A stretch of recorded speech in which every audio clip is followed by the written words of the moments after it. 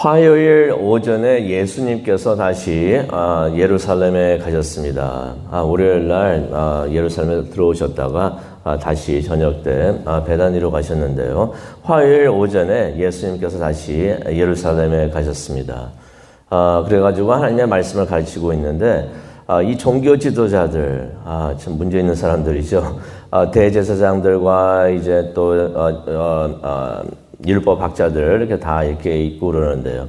어제 일로 무척이나 기분이 상해 있었습니다. 예수님께서 성전에 들어오셔가지고 성전을 깨끗하게 청소를 하셨는데, 정결하게 하셨는데요. 그 일 때문에 무척이나 기분 나빠했습니다. 예수님께서 자기들이 관리하는 성전에 오셔가지고 막말로 다 뒤집어 엎으시니까 그게 기분이 나빴던 것입니다. 자신들이 하고 있었던 일을 지적을 하시면서 잘못됐다고 하시니까 그게 기분이 나빴던 것입니다. 그래서 그들이 오전에 예수님께서 성전에 오셔가지고 가르치고 계실 때 찾아와가지고 예수님께 따집니다.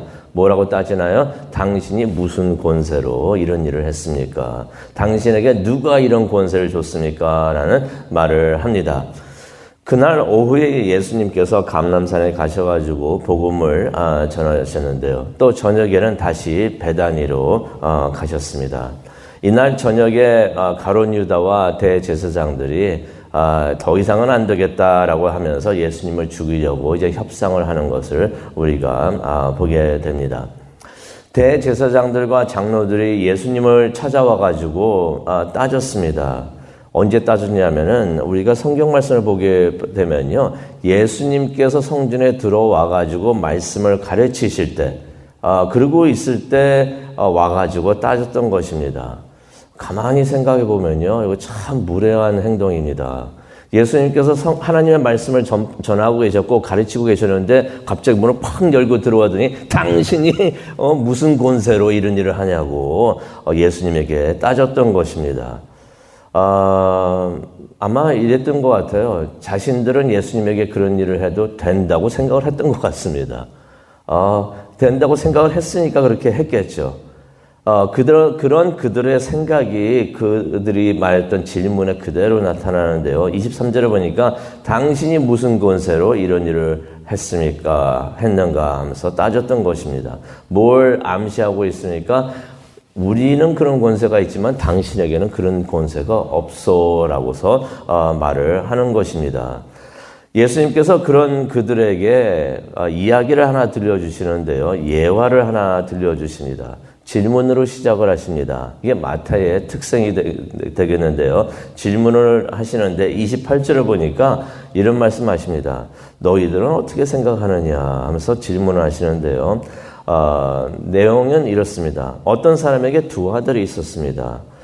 그래가지고 그 사람이 맏아들에게 가가지고 오늘 포도원에 가서 일을 해라라고 말을 합니다. 그랬더니 맏아들이 싫습니다라고 말을 하면서 안 가겠다고 말을 합니다. 그런데 나중에 가만히 있다 보니까 맏아들이 잘못했구나라고 생각을 해가지고 뉘우칩니다. 뉘우쳐가지고 일하러 갔다라는 말씀이 29절에 나옵니다. 그런데 이후에 아버지가 둘째 아들에게 찾아가가지고 둘째 아들에게 똑같은 말을 합니다. 그랬더니 둘째 아들이 말을 듣자마자 알겠습니다. 내가 가겠습니다. 라고 말을 합니다. 그런데 가지를 않습니다. 그게 30절에 나와요. 그래서 예수님께서 물어보십니다. 이 두 아들 중에 누가 아버지의 뜻을 행하였는가? 종교 지도자들이 듣고 있다가 대제사장들하고 장로들이 듣고 있다가 31절에 그 기록이 나와 있죠. 듣고 있다가 말을 합니다. 맏아들입니다. 라고서 말을 합니다. 맏아들이 누구였습니까? 안 간다고 했다가 갔던 사람. 그 사람을 말합니다. 그러자 예수님께서 31절에 말씀을 하시는데요. 이게 예수님께서 하고자 하셨던 말씀이에요. 무슨 말씀을 하고 싶었는가? 세리들과 창녀들이 너희들보다 먼저 하나님의 나라에 들어갈 것이다. 대제사장들과 장로들에게 너희들은 천국에 못 들어간다라고서 잘라서 말씀은 안 하셨어요. 아직 기회는 있다는 것입니다. 하지만은 창녀들과 세리들이 너희들이 손가락질하면서 죄인이라고 말하고 있는 그 사람들이 너희들보다 먼저 천국에 들어갈 것이다 라고 말씀을 하시는 것이에요. 이게 무척이나 충격적인 발언입니다. 뭐냐면요, 대제사장들과 장로들은 물론이지만 모든 사람들이 누구보다도 이 사람들은 천국에 들어간다라고 생각을 했던 사람들이에요.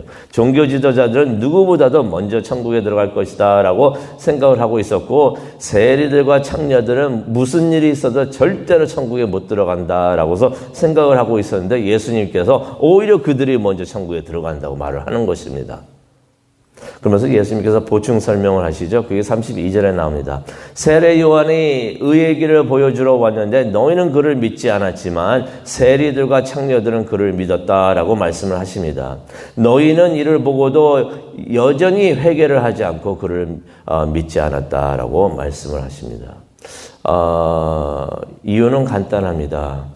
복음이 전해졌을 때 내가 죄인입니다, 내가 잘못했습니다 하면서 회개하는 사람들은 천국에 들어간다는 것이. 근데 복음이 전파되고 있는데 나는 의인이기 때문에 나는 당연히 천국에 들어갑니다 라고서 그렇게 여기고 있는 사람들은 천국에 못 들어간다고 예수님께서 말씀을 하시는 것입니다. 세리하고 창녀들은 회개를 했지만은 종교 지도자들은 회개를 하지 못했다는 것입니다. 스스로 자신들이 의롭다라고서 생각을 했다는 것입니다. 예화에서 아버지는 하나님이십니다. 말로만 순종하는 둘째 아들들은 종교 지도자라는 것이에요. 하지만 처음에는 거부했지만, 하나님의 말씀을 거부했지만 결국 순종하는 첫째 아들은 세리와 창녀라는 것입니다.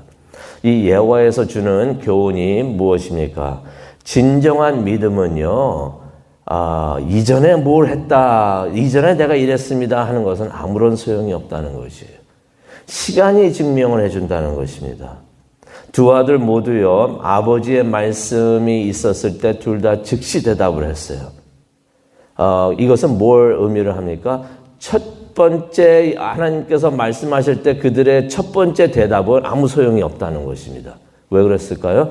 둘 다 마음을 다 바꿨기 때문에 그렇습니다. 결국 무엇이 중요하냐면은 이들이 나중에 무엇을 했느냐, 그것이 중요하다는 것이에요.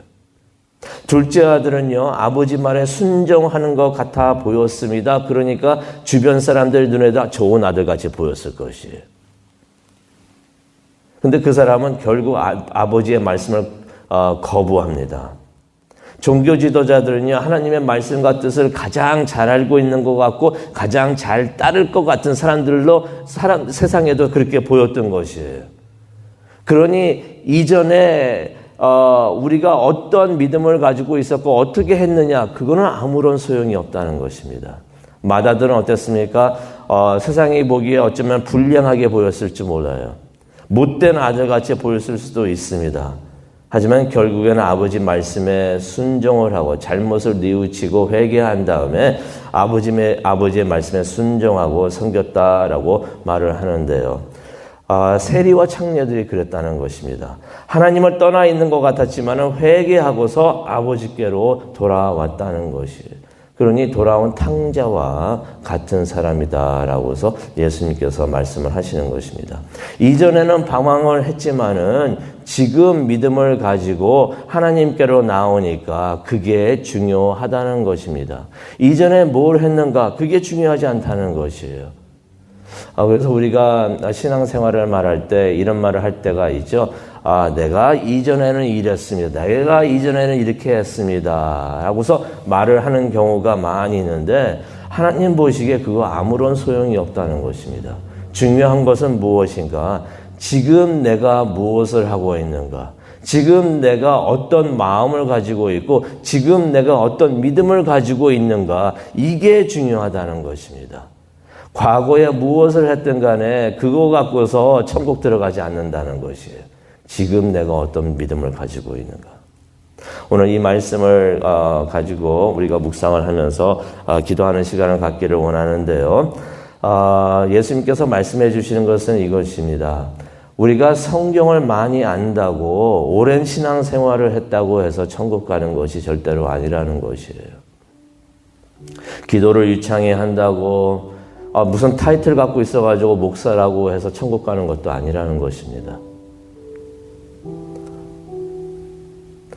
결국 중요한 것은 지금 내가 어떠한 믿음을 가지고 있고 어떠한 신앙생활을 하고 있는가, 그게 중요하다는 것입니다.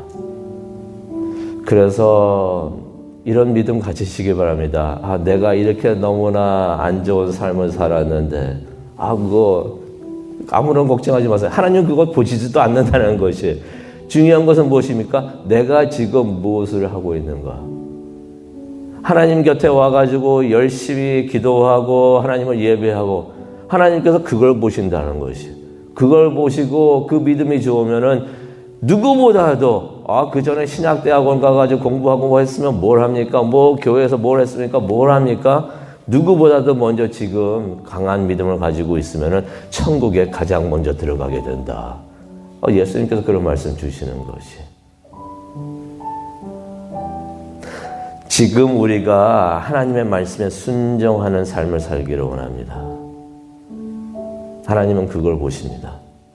그래서 우리가 오늘 아침에도 그런 기도하기를 원합니다. 하나님, 옛것 다 버리고요. 지금 내가 하나님의 뜻을 따르게 하여 주시옵소서. 하나님의 말씀에 지금 내가 순종하게 하여 주시옵소서. 항상 우리가 지금 하나님의 말씀에 순종할 때 앞으로도 내일도 우리가 하나님의 말씀을 순종할 줄로 믿습니다. 그래서 하나님께서 천국 문을 여시고 다 들어오라 할 때 가장 먼저 들어갈 수 있는 그런 축복을 누리는 우리 모두가 되기를 간절히 축원합니다. 기도하시겠습니다. 사랑과 은혜가 충만하신 하나님 아버지 감사합니다. 예수님께서 오셔가지고 천국에 들어가는 사람들이 누구인가 다시 한번 명확히 말씀을 해주시니 정말로 감사합니다. 세상 사람들은 종교 지도자들이라고 생각을 했는데 대제사장들과 장로들과 율법학자들과 이런 사람, 서기관들과 이런 사람들이라고 생각했는데 예수님께서는 회개한 세리들과 창조들이다라고 말씀을 해 주십니다.